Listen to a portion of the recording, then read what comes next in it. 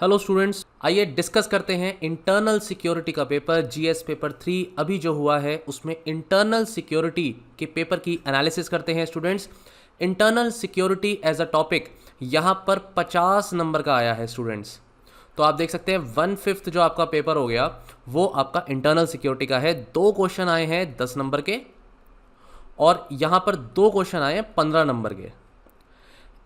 Analysis करूं मैं 2021 के पेपर की, जो ऑब्वियसली इस साल जनवरी में ही हुआ था। स्टूडेंट्स, बिल्कुल सिमिलर काइंड ऑफ पैटर्न था, तब भी इसी तरीके का पेपर आया था, 50 मार्क्स का पेपर आया था।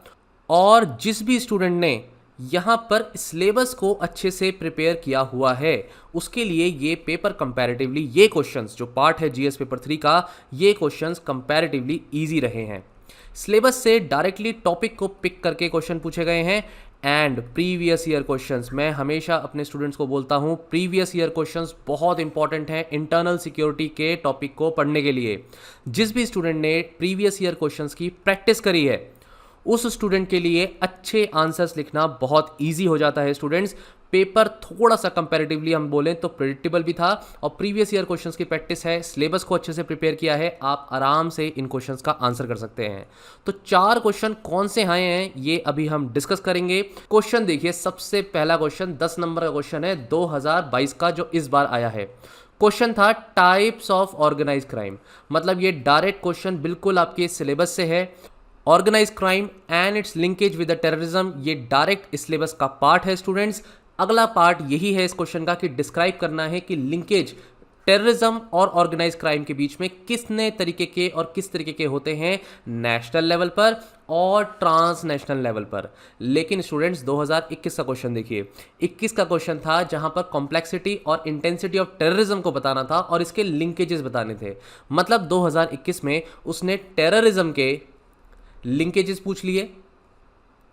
और देखिए यहां पर सिमिलर काइंड ऑफ ट्रेंड है यहां पर इस क्वेश्चन में भी, जहां लिंकेज टेररिज्म के ऑर्गेनाइज क्राइम से पूछे हैं। दो यहां पर 2021 में उसने ऑर्गेनाइज क्राइम वर्ड यूज नहीं किया था, लेकिन आंसर वही रहता। और इसका जो तीसरा पार्ट है 2021 में उसने इरेडिकेट करने के स्टेप्स पूछे थे। डेफिनेटली ये स्टेप्स हमारे वे फॉरवर्ड या कंक्लूजन में आ जाएंगे। तो आपने अगर ये क्वेश्चन प्रैक्टिस भी किया था तो इसके बहुत से सॉल्यूशन के बहुत से पॉइंट्स आप आराम से यहाँ पर यूज कर सकते थे। चलिए पहले तो अपने 2022 के इस क्वेश्चन को सॉल्व करते हैं। Types of organise crime. देखिए students, types of organise crime में अलग अलग तरीके के क्राइम्स हैं, जैसे कि स्मगलिंग है, यहाँ पे कॉन्ट्रैक्ट किलिंग है, इलीगल इमिग्रेशन है, ह्यूमन ट्रैफिकिंग हो, मनी लॉन्ड्रिंग हो, ड्रग एब्यूज हो, ड्रग ट्रैफिकिंग हो, ये सारे पॉइंट्स बनते हैं टाइप्स। लेकिन इस क्वेश्चन को अटेम्प्ट कैसे करना था? सबसे पहले स्टूडेंट्स आपको इंट्रोडक्शन देना था और इंट्रोडक्शन में आपको ऑर्गेनाइज क्राइम को, सबसे पहले मैं कहूँगा ऑर्गेनाइज क्राइम को आपको यहाँ पर डिफाइन करना था। ठीक है स्टूडेंट्स, और इससे रिलेटेड कुछ फैक्ट्स यहाँ पर आपको बताने थे। जिस भी तरीके से आप इस क्वेश्चन को सॉल्व करना चाहे वो आपके ऊपर है, लेकिन ये ऑर्गेनाइज क्राइम का लाइन डेफिनेशन में सबसे पहले ज़रूर आती। इसके साथ साथ यहाँ पर इसके लिंकेज की बात करते हैं हम इंट्रोडक्शन में अपने, और एक लाइन में हम इसके लिंकेज और एसोसिएशन की बात बता देते। प्लस एक लाइन में हम यहाँ पर इसमें डिफरेंस भी बता सकते थे कि टेररिज्म और ऑर्गेनाइज क्राइम में एक लाइन में क्या डिफरेंस है। जैसे कि प्रॉफिट मेकिंग जो डिफरेंस है वो ऑर्गेनाइज क्राइम का है, लेकिन टेररिज्म का जो मकसद है वो अपनी आइडियोलॉजी को फैलाने का है। लेकिन फिर भी इनके बीच में लिंकेज है जो एग्जिस्ट करते हैं नेशनल लेवल पर भी और इंटरनेशनल लेवल पर भी। तो ये आपका इंट्रोडक्शन बनता। इंट्रोडक्शन के बाद आपको डायरेक्टली एड्रेस करना था इन टाइप्स को। इसके अलावा अब जो फॉर्म्स ऑफ लिंकेज, जो अगला पार्ट है क्वेश्चन का, इसमें अलग अलग फॉर्म्स है स्टूडेंट्स। फाइनेंशियल टेररिज्म हो सकता है, नार्को टेररिज्म की फॉर्म में लिंकेज हो सकता है ऑर्गेनाइज क्राइम का, मनी लॉन्ड्रिंग एक एस्पेक्ट है, ह्यूमन ट्रैफिकिंग है, इनफैक्ट इंटेलेक्चुअल प्रॉपर्टी क्राइम्स भी अपने आप में लिंकेज बना सकता है। अब इसमें स्टूडेंट्स एक इंडिया का मैप बनता है यहाँ पर, और इंडिया के मैप में आप क्या दिखाते कि अगर इधर इंडिया है तो इधर की तरफ क्या है, गोल्डन क्रिसेंट, और इधर है गोल्डन ट्रायंगल। ये बहुत ही सिंपल सा एक मैप बनता आपका, और इस मैप में आप गोल्डन क्रिसेंट दिखाते जिसमें आप अफगानिस्तान, ईरान, पाकिस्तान के बारे में बताते। यहाँ गोल्डन ट्रायंगल में आप म्यांमार के बारे में, थाईलैंड के बारे में, लाओस के बारे में बताते, और बताते कि ये drug menace, drug trafficking, narco terrorism के रिस्पेक्ट में बहुत ही इंपॉर्टेंट रोल प्ले कर रहे हैं इंडिया में क्राइम को जैसे किस तरीके से लिंकेज को बढ़ाने के लिए और इलीगल एक्टिविटीज़ को प्रमोट करने के लिए। अब स्टूडेंट्स इसमें एक जो फॉर्म्स में आपको बाइफर्केशन करना था वो करना था ट्रांसनेशनल लेवल पर और करना था नेशनल लेवल पर, राइट। तो नेशनल लेवल पर आप कुछ एग्जांपल्स दे सकते थे, जैसे कि जम्मू एंड कश्मीर में क्या होता है, फेक करेंसी होती है। यहाँ पर फेक करेंसी के लेवल पर जो ऑर्गेनाइज क्राइम है वो बहुत ज़्यादा फैला हुआ है। मनी लॉन्ड्रिंग का आप एग्जांपल दे सकते थे। इसके अलावा नॉर्थ ईस्ट में जैसे एक्सटॉर्शन होता है, इसके साथ साथ किडनैपिंग्स होती हैं और हवाला transactions, illegal trades, illegal drugs, ये पॉइंट्स आपको मेंशन करने थे। तो जैसे कि आप यहाँ पर इलीगल ड्रग्स मेंशन करते, इधर की तरफ आप नॉर्थ ईस्टर्न स्टेट्स को दिखाते और इस तरह से आप अपना दिखा सकते थे आंसर, बहुत अच्छे से प्रेजेंट कर सकते थे। फिर इसके एंड में आपको एक दो इंडिया के ऑर्गेनाइजेशन लेवल पर, एक्ट लेवल पर, पॉलिसी लेजिस्लेशन लेवल पर क्या चीज़ें हैं जो एप्लीकेबल हैं स्टूडेंट, जैसे कि इंडिया ने नेशनल इन्वेस्टिगेशन एजेंसी बनाई है या फिर यूएपीए के तहत यहाँ पर इन क्राइम्स में सज़ा मिलती है, मनी लॉन्ड्रिंग के रिस्पेक्ट में एक्ट है। और वे फॉरवर्ड में, वे फॉरवर्ड बहुत इंपॉर्टेंट था स्टूडेंट्स। वे फॉरवर्ड में आप लिखते कि हमें कॉन्फिस्केट करना है जो क्राइम प्रोसीड्स हैं, सबसे पहले तो ये होना चाहिए हमारे लेवल पर, और इसके अलावा हमें चोक करना है फंड्स को। फंड्स की चोकिंग होगी तो डेफिनेटली ये ऑर्गेनाइज क्राइम जो है आगे नहीं फैल पाएगा। इसके अलावा स्टूडेंट्स यूनाइटेड नेशंस का जो कन्वेंशन है, आप इसको भी लिख सकते थे। कौन सा कन्वेंशन है? It is against transnational organise crime. तो क्या करने की जरूरत है? इसमें एनहेंस करने की जरूरत है close cooperation among the nations. किस लिए? ताकि ट्रांसनेशनल जो ये क्राइम है इसको प्रिवेंट किया जा सके। तो ये इंटरनेशनल लेवल पर, ट्रांसनेशनल लेवल पर है, ये नेशनल लेवल पर दो एग्जांपल दिया आपने, ये फॉर्म्स बता दिए, इधर आपने डिफरेंट टाइप्स बताए, इंट्रोडक्शन दिया, और देखिए 10 नंबर में आप इससे ज़्यादा नहीं लिख सकते। इनफैक्ट जितना मैंने बताया है उसका भी 70% ही आप लिख पाएंगे। लेकिन ये पॉइंट्स बहुत ही जनरल भी हैं स्टूडेंट्स, और मुझे लगता है कि इसको आराम से आप अटेम्प्ट कर सकते थे। It was a easy question. ठीक है स्टूडेंट्स, नेक्स्ट क्वेश्चन देखते हैं। नेक्स्ट क्वेश्चन है हमारा मैरीटाइम सिक्योरिटी के चैलेंजेस के रिस्पेक्ट में इंडिया जो फेस कर रहा है। डेफिनेटली मैरीटाइम सिक्योरिटी का जो टॉपिक है ये सिक्योरिटी चैलेंजेस में जो बॉर्डर एरियाज में आता है उस पर्टिकुलर सिलेबस के टॉपिक से रिलेट करता है स्टूडेंट्स। इसमें डिस्कस करना है हमको ऑर्गेनाइजेशन के लेवल पर, टेक्निकल लेवल पर और प्रोसीजरल लेवल पर इनिशिएटिव्स जो इंप्रूव करने के लिए लिए गए हैं मैरीटाइम सिक्योरिटी को एनहेंस करने के लिए। 10 नंबर का क्वेश्चन है, 4 पार्ट में क्वेश्चन डिवाइडेड है, तो आपको बिल्कुल शॉर्ट में लिखना है, टू द पॉइंट लिखना है। ठीक है स्टूडेंट्स। वैसे स्टूडेंट्स मैं ये बात आपको बता दूं कि ये टॉपिक हमने बहुत अच्छे से पढ़ाया था हमारे मेंस के क्रैश कोर्स में स्टूडेंट्स को, और चैलेंजेस बताए थे हमने with respect to Andaman and Nicobar और इंडियन ओशन के। तो अंडमान एंड निकोबार के रिस्पेक्ट में आप कह सकते हैं कि चाइनीज़ प्रेजेंस जो है इंडियन ओशन में वो एक बहुत बड़ा इशू है। इनफैक्ट नेवल बेसिस भी बना लिए हैं ग्वादर और जिबोती में चाइना ने, और इसके सबमरीन्स को भी हमें देखने को कभी कभी हमें मिलता है। इस डायग्राम को, इस मैप को आप शॉर्ट में बना सकते थे अपने right hand side of the copy, और ये बिल्कुल क्लियरली शो करता कि चाइनीज जो है प्रेजेंस इंडियन ओशन में बढ़ती जा रही है, और ये सबसे पहला हमारे लिए चैलेंज है। इसके साथ साथ दूसरा चैलेंज आप पाकिस्तान का भी दिखा सकते थे कि किस तरीके से पाकिस्तान अरेबियन सी में टर्बुलेंस क्रिएट करने की कोशिश करता है। और उसका एक बहुत अच्छा एग्जाम्पल है कि हमारे जो है इंडिया में मुंबई में जो अटैक हुए, ताज का जो अटैक हुआ वो सी रूट के थ्रू हुआ था, और ये अपने आप में एग्जाम्पल है, बताता है कि हमारा इंडिया आज ये चैलेंज फेस कर रहा है जो पहले हमने नहीं देखा था। इसके अलावा और चैलेंजेस कौन से हैं? कनेक्टिविटी का एक इशू है कि हमारे जो ओशंस हैं वहाँ पर हमारी कनेक्टिविटी थोड़ी सी कम है।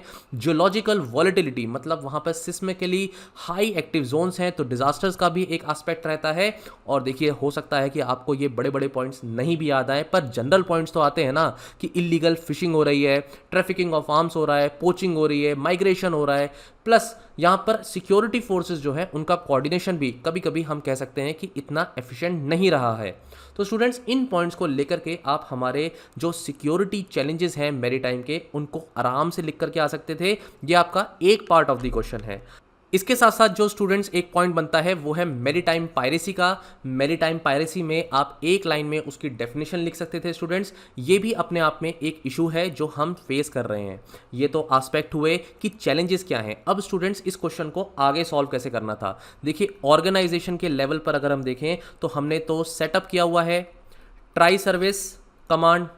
ये ट्राई सर्विस कमांड हमने कहाँ सेटअप करी है स्टूडेंट्स, ये हमने अंडमान एंड निकोबार में सेटअप करी हुई है। इसके रिस्पेक्ट में हमने क्या किया है, यहाँ पर मिलिट्री फोर्सेस को भी यहाँ पर इंक्रीज किया है अंडमान निकोबार रीजन में। इसके अलावा हमने एडिशनल वॉरशिप्स को इंट्रोड्यूस किया है, जैसे INS कोहासा शिवपुर में। ये सब स्टूडेंट्स न्यूज़ में हम सुनते ही हैं। इनफैक्ट आपने प्रीलिम्स में भी एक दो पॉइंट ज़रूर याद किए होंगे। लेकिन ठीक है, अगर आपको ये नहीं भी याद आया तो कम से कम आप जॉइंट एक्सरसाइजेस के नाम तो लिख सकते थे। जॉइंट एक्सरसाइजेस में आप एमफेक्स का नाम दे देते, ये 2021 की एक्सरसाइज। इसके अलावा आप मालाबार एक्सरसाइज, मैं नहीं मानता कि किसी स्टूडेंट को जो मेंस लिख रहा है उसे मालाबार एक्सरसाइज के बारे में ना पता हो। ये बहुत ही सिंपल एक पॉइंट थे जो एग्जाम में लिखे जा सकते थे।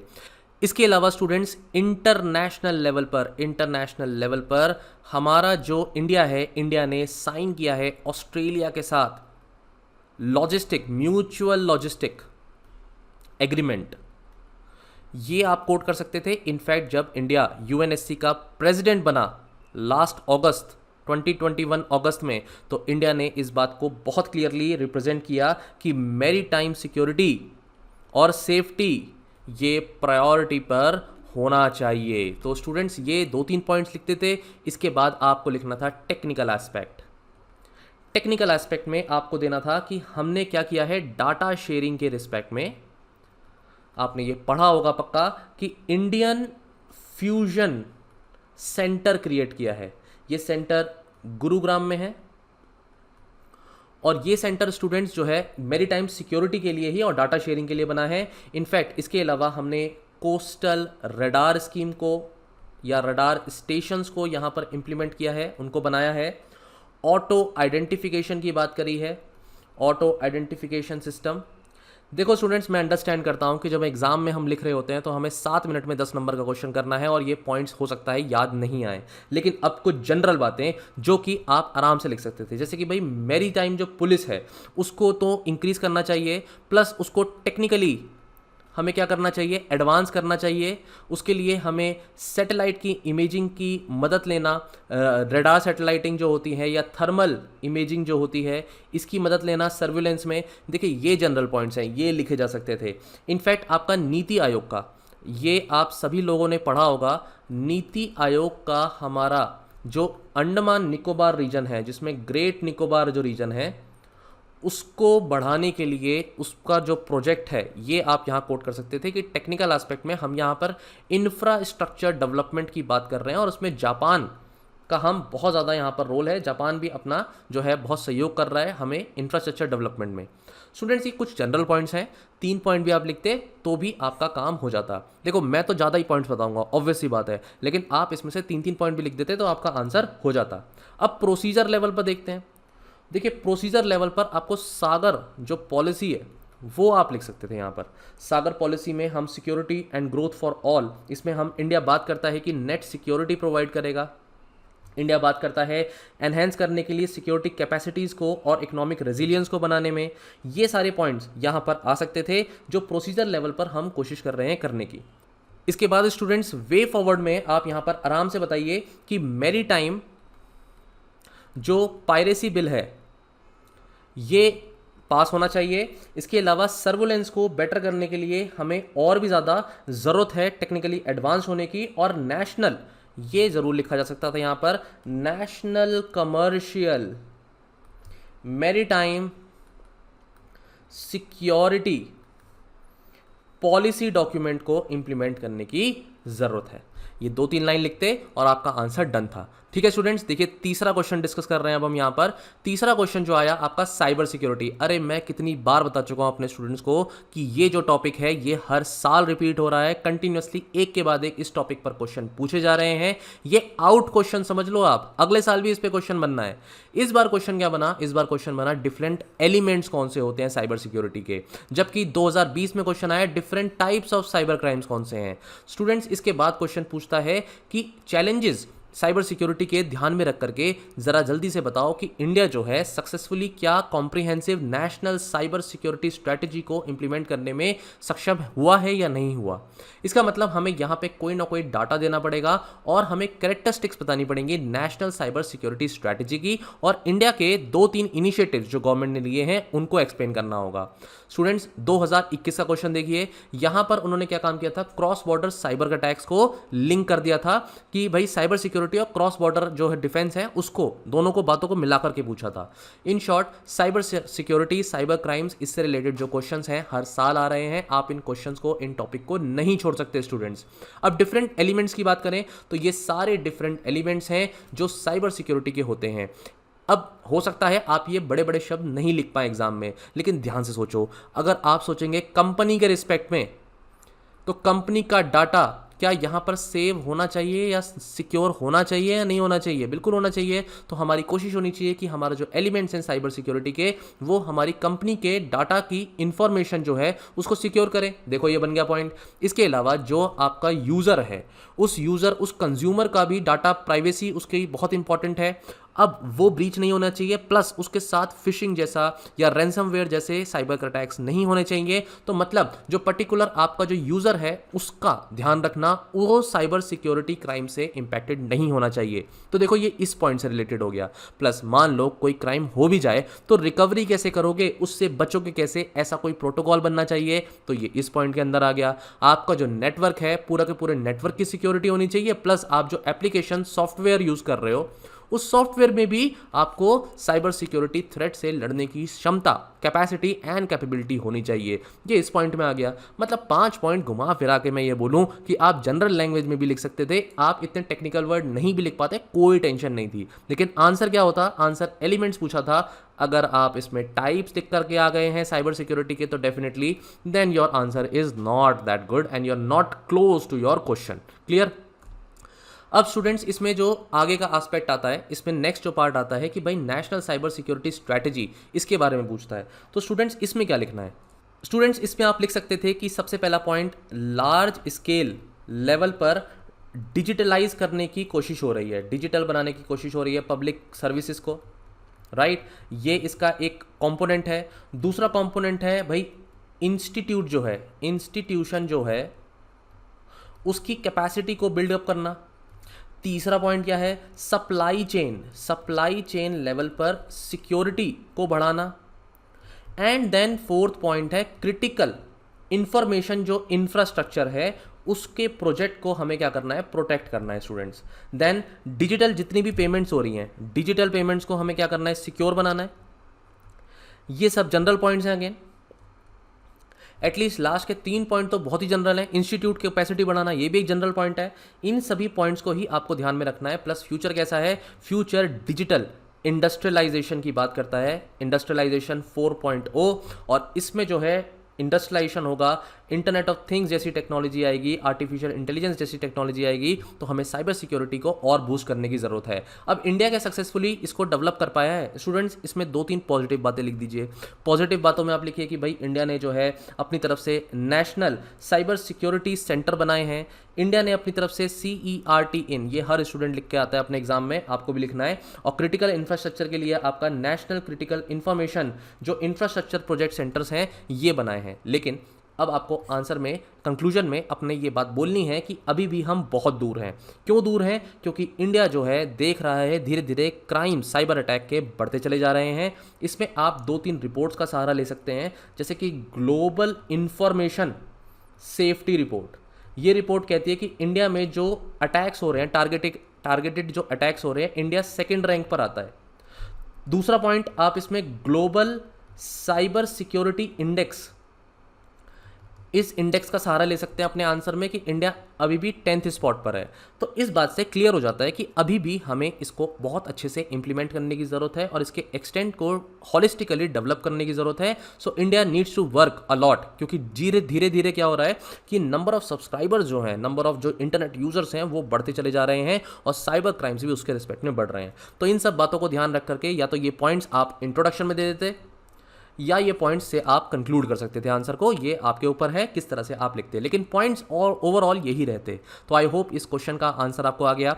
अगला क्वेश्चन अब हम डिस्कस करेंगे स्टूडेंट्स, वो है नेक्सलिज्म का। नेक्सलिज्म एक अपने आप में ऐसा टॉपिक है जो मल्टीपल टाइम्स एग्जाम में पूछा जाता है स्टूडेंट्स।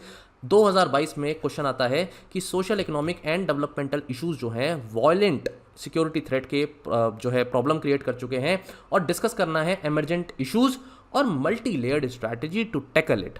देखो स्ट्रैटेजी जो है ना, ये मैं अपने स्टूडेंट्स को बार बार बताता हूँ कि ये स्ट्रैटेजी ही बार बार घूम घूम के आपसे पूछता है। 2018 में क्वेश्चन पूछता है लेफ्ट विंग एक्सट्रीमिज्म पर कि भाई ये गवर्नमेंट की इंडिया की अप्रोच बता दो काउंटर करने के लिए इन चैलेंजेस को। 2020 में पूछता है कि भाई लेफ्ट विंग एक्सट्रीमिज्म के डिटर्मिनेंट्स क्या हैं, और फिर अगेन सेकेंड पार्ट क्या है, देखो स्ट्रैटेजी बतानी है गवर्नमेंट के लेवल पर, सिविल एडमिनिस्ट्रेशन के लेवल पर, सिक्योरिटी फोर्सेज के लेवल पर। अरे भाई अगर ध्यान से इस क्वेश्चन का प्रैक्टिस किया होता आंसर आपने, तो यार इस क्वेश्चन का आंसर ये नहीं है मल्टी लेयर्ड स्ट्रैटेजी। अरे मल्टी लेयर्ड स्ट्रैटेजी गवर्नमेंट के लेवल पे बता देते, सिविल एडमिनिस्ट्रेशन लेवल पे और सिक्योरिटी फोर्सेस। इस क्वेश्चन को बस अच्छे से प्रैक्टिस करके जाना था। अगर आपने प्रीवियस ईयर क्वेश्चंस प्रैक्टिस करे थे दोनों क्वेश्चन, तो इस क्वेश्चन के फॉर्डर पॉइंट्स आपको मिल जाते और ये आप आराम से आंसर लिख लेते। अब बात करते हैं एमर्जिंग, यहां पर क्या लिखा है एमर्जिंग इश्यूज की। देखो एमर्जिंग इश्यूज में ना, एमर्जिंग इश्यूज में कुछ पॉइंट्स आएंगे स्टूडेंट्स। अच्छा इंट्रोडक्शन, सर मैं इंट्रोडक्शन क्या लिखूं, सिंपल है भाई, नेक्सलिज्म को एक्सप्लेन कर दो, यहीं से इंट्रोडक्शन शुरू करो। नेक्सलिज्म के रिस्पेक्ट में जो ये 3 बातें लिखी हैं, इसी के रिस्पेक्ट में नेक्सलिज्म को एक बार इंट्रोड्यूस कर दीजिए। इसके साथ साथ आप रेड कॉरिडोर के बारे में ज़रूर बताएंगे। रेड कॉरिडोर के आप दिखा सकते हैं इंडिया के मैप के थ्रू। तो आप right hand side of your copy आराम से यहाँ पर इंडिया का जो है मैप बनाइए और फिर उसके बाद क्या करना है आपको, ये जो रीजन है ये रीजन रेड कॉरिडोर का आपको मैप में दिखाना है। सिंपल है। मैं बात कर रहा था एमर्जिंग इश्यूज़ की। एमर्जिंग इश्यूज़ में स्टूडेंट्स आपको एसोसिएशन के बारे में बताना है।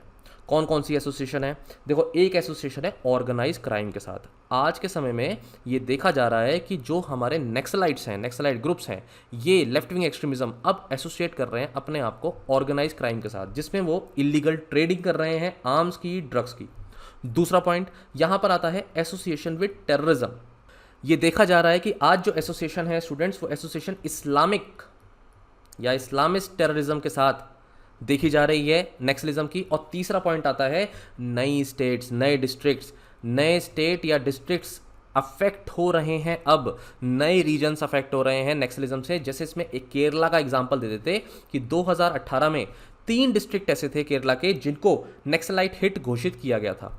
फोर्थ पॉइंट कौन सा देते हैं, फोर्थ पॉइंट हम देते हैं कि कंपैरेटिवली आज जो फ्रंट ऑर्गेनाइजेशन है इस नेक्सलिज्म को प्रमोट करने में जो है कोशिश कर रही हैं, उसको सपोर्ट कर रही हैं। और जो है हम क्या करते हैं, जब तक इनको पकड़ते हैं फ्रंट ऑर्गेनाइजेशंस को, इनकी लीगैलिटी पे जाते हैं कि ये इलीगल कुछ काम कर रहे हैं, तब तक बहुत देर हो जाती है और ये सपोर्ट करते हैं नेक्सलिज्म को।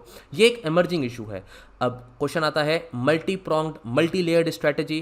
देखो सामने है आंसर, इसी क्वेश्चन का आंसर आपको यहाँ पर लिखना था स्टूडेंट्स। जैसे कि आप गवर्नमेंट के पहली बात तो इनिशिएटिव बता दीजिए कि नेशनल पॉलिसी है जो एक्शन प्लान की 2015 की। समाधान इनिशिएटिव को तो यहाँ पर लिखना ही लिखना है, मतलब इसको तो आप अवॉइड ही नहीं कर सकते। इस समाधान इनिशिएटिव को मैं अपने स्टूडेंट्स को बोलता हूँ कि बिल्कुल बाय हार्ट ये याद होने चाहिए। आप आराम से राइट हैंड साइड में इस तरह से एक्रोनिम फॉर्म में इसको लिख सकते हैं। इसके साथ साथ रोड कनेक्टिविटी प्रोजेक्ट्स को बढ़ाना, लेफ्ट विंग एक्सट्रीमिज्म में मोबाइल टावर्स को इंक्रीज करना, इंफ्रास्ट्रक्चर को डेवलप करना, ये गवर्नमेंट हमारी ऑलरेडी कर चुकी है। अब गवर्नमेंट को आगे क्या करना है, गवर्नमेंट को आपको स्ट्रेटेजी एनहेंस फ्यूचर रिस्पेक्ट में बतानी है। तो सबसे पहला गवर्नमेंट की स्ट्रेटेजी होगी गुड गवर्नेंस देने की। इसकी कोशिश होनी चाहिए। गवर्नमेंट को ध्यान रखना चाहिए कि प्रॉपर डायलॉग होने जरूरी हैं अभी, कि नेक्सलाइट अफेक्टेड एरिया हैं जो लोग हैं उनके साथ डायलॉग हो। जॉब क्रिएशन पर गवर्नमेंट को फोकस करना चाहिए। और सबसे इंपॉर्टेंट बात रीसेटलमेंट जो होता है प्लस रिहैबिलिटेशन जो होता है, इस पर फोकस करे गवर्नमेंट। इसके बाद इसमें सिक्योरिटी फोर्सेस कैसे हेल्प कर सकती हैं स्टूडेंट्स, सिक्योरिटी फोर्सेस को हमें ट्रेनिंग देनी है। क्लियर। इसके साथ साथ उन्हें ये भी बताना है कि जो ये लोग हैं ये हमारे ही हैं, ये अलग नहीं हैं, लेकिन उन्हें मॉडर्नाइज भी करना है। मॉडर्नाइजेशन में सिक्योरिटी फोर्सेस में technical knowledge and technical advancement के लिए आप ड्रोन्स लिखिए। ड्रोन्स के साथ साथ आप यहाँ पर satellite thermal imaging, radar imaging, ये सारे पॉइंट्स लिखिए।